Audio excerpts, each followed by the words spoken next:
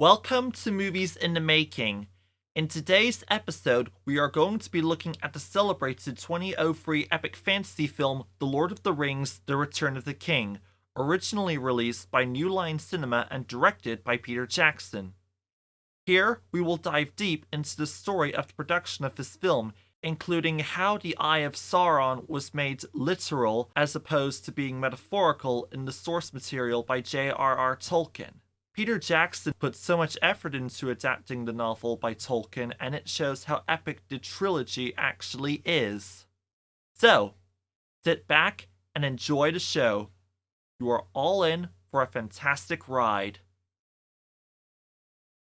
As previously mentioned, director Peter Jackson and screenwriter Fran Walsh originally planned adapting the novel by J.R.R. Tolkien into a two-part film.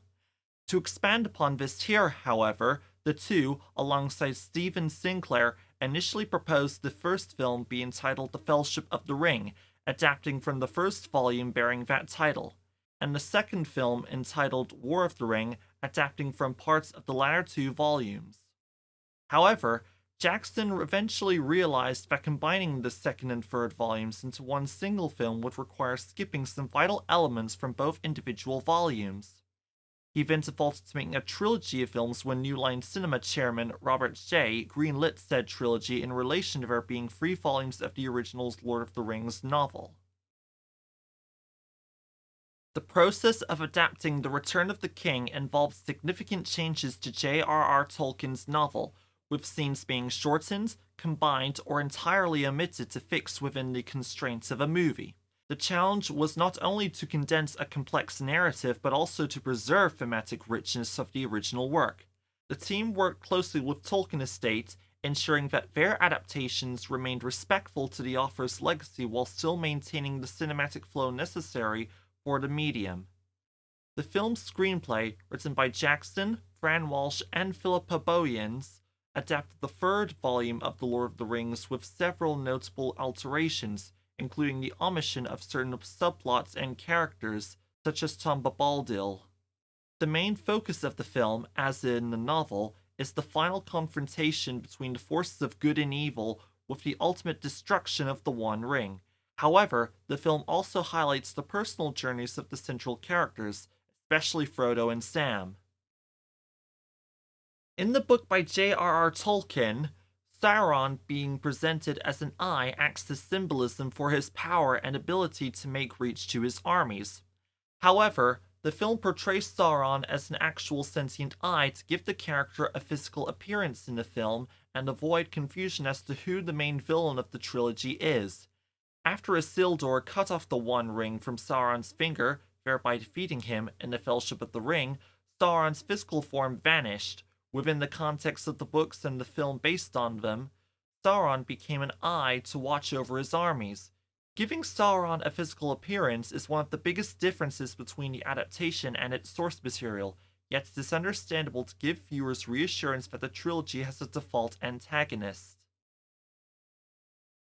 In The Return of the King, the filmmakers continued their brilliant use of New Zealand's dramatic landscapes to bring the world of Middle-earth to life. One of the most striking examples is Mount Ruapehu, which served as the towering, fiery Mount Doom, the heart of Mordor, where the fate of the One Ring was sealed.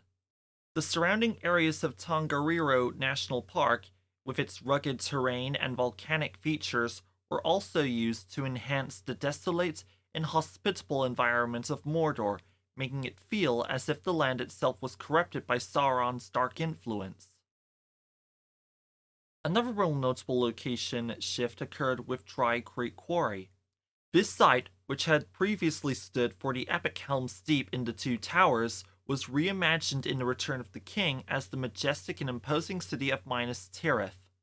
The set required for this turned out to be a greater size scale than Helm's Deep, requiring building over the course of 2 years. The transformation of this landscape was a testament to the creativity and versatility of the production team, who skillfully repurposed real-world locations to represent vastly different places within the same story, giving each setting its own unique character while maintaining a cohesive visual narrative across the films. One of the most memorable and technically challenging sequences in The Return of the King is the Battle of the Pelennor Fields, a massive conflict that serves as the culmination of the film's narrative. This battle involved hundreds of extras, dozens of horses, and complex stunt work, along with a heavy reliance on visual effects.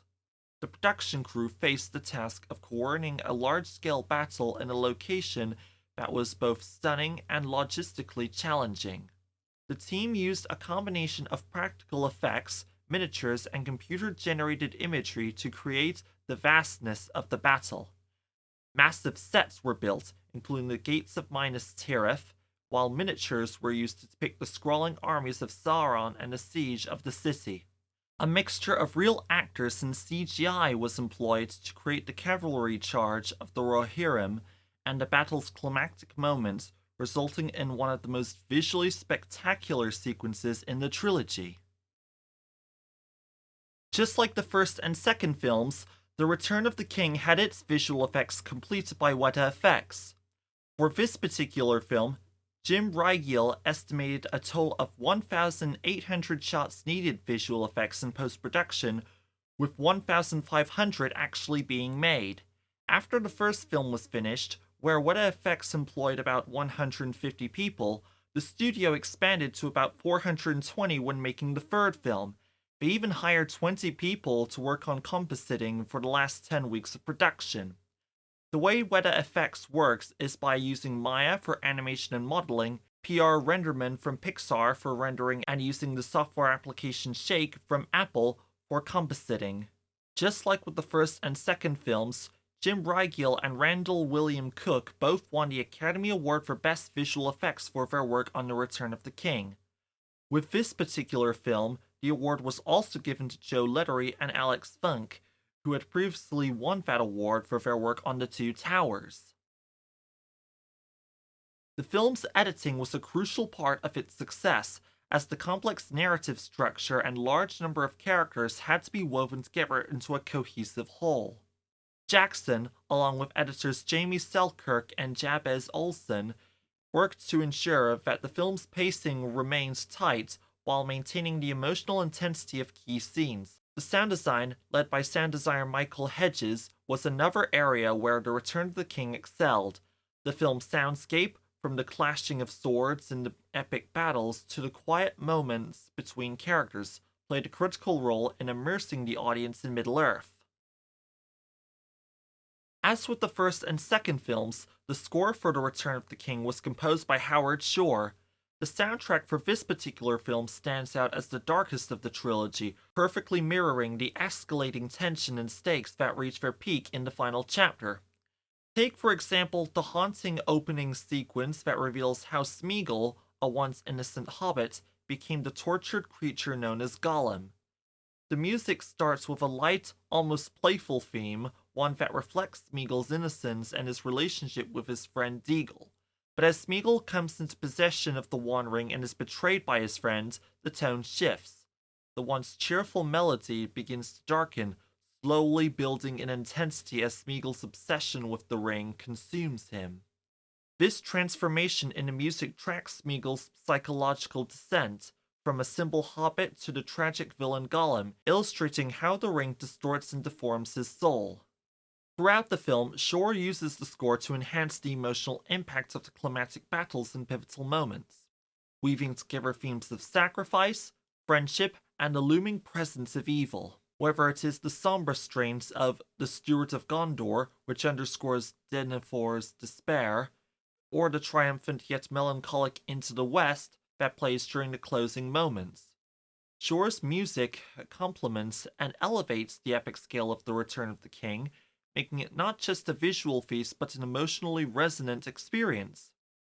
The darkness of the score reflects the high stakes, reminding the audience that this is not just a battle for Middle-earth but a struggle for the very soul of its characters. As of recording this video, The Lord of the Rings: The Return of the King has a 94% critics rating on Rotten Tomatoes, a 94 out of 100 score on Metacritic, a 9 rating on IMDb, making it the 6th highest rated film of all time on the site, and a 4.5 rating on Letterboxd. The film's budget was $94 million and it grossed over $1.118 billion during its theatrical release over the course between 17th of December 2003 and 18th of December 2004. The film won all 11 categories it was nominated for at the 76th Academy Awards, including Best Picture, Best Director to Peter Jackson, Best Original Score to Howard Shore, Best Visual Effects, and Best Adapted Screenplay. The film is the very first of the fantasy genre to win the Best Picture award and is tied with both Ben-Hur, Metro-Goldwyn-Mayer, 1959, and Titanic, Paramount Pictures, 1997, in terms of winning the most categories. The Lord of the Rings: The Return of the King has been viewed as one of the greatest films of all time, with some critics viewing it as the best out of all three films of the trilogy.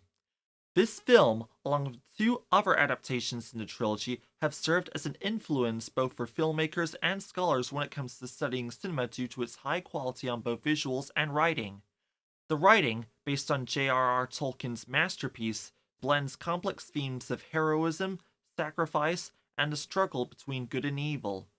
The screenplay, adapted by Fran Walsh, Philippa Boyens, and Peter Jackson himself, honors Tolkien's work while making it accessible to both fans of the book and newcomers to the franchise. The intricate character arcs and emotional depth create a compelling narrative, ensuring that each of the film's moments resonates longer after the credits roll. Its blend of practical and CGI effects, epic world building, and attention to detail set new standards in filmmaking. And that wraps up our deep dive of The Lord of the Rings: The Return of the King. We have journeyed through why Sauron is depicted as the literal eye in the film, how Mount Ruapehu became the setting for Mount Doom, and how Weta Effects changed itself to complete the visual effects for this film. The Return of the King was more than just a film, it was the third and final installment of a trilogy that would excite both fans of its source material and extreme cinephiles. Its legacy was so impactful that it once held the world record for the most awarded film of all time. That is, until it was dethroned by Everything Everywhere All at Once, A24 2022. If you enjoyed this episode, don't forget to like, subscribe, and hit that bell icon to stay updated on all things movies in the making. Let us know in the comments which film you want to hear about from this channel, what you think of The Lord of the Rings: The Return of the King, or if you have any favorite moments from the film that we didn't touch upon.